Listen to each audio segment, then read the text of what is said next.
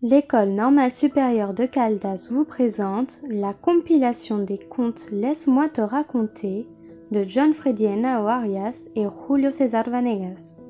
Adaptation audio Blandine Quino. Le foyer de Billy de Paulina Ruiz Bonilla.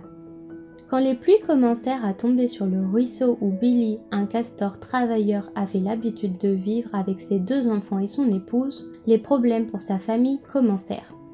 Billy savait que construire son nouveau foyer sur l'eau exigeait beaucoup de travail, de la persistance et de la stratégie pour que sa maison résiste aux tornades et aux avalanches.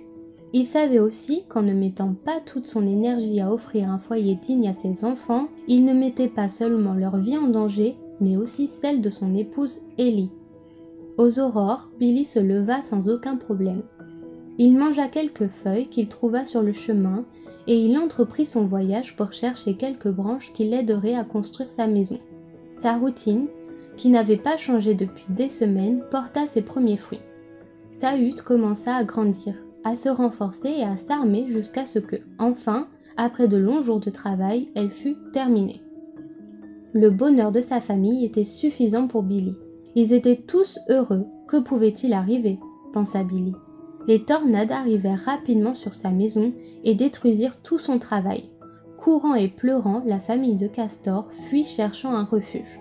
Billy fonda en larmes. Son foyer n'était plus que de morceaux de branches qui se soutenaient à peine sur les fortes vagues. Ellie, qui lui remontait toujours le moral, insista pour qu'il recommence de nouveau, mais cette fois en apportant des améliorations et en ayant de l'aide. Billy, si fier comme toujours, recommença sa routine sans demander de l'aide à son épouse ou à ses plus proches amis.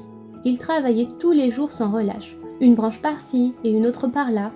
Billy courait d'un côté à l'autre, ignorant la fatigue et les propositions d'aide que ses amis poissons et castors lui faisaient.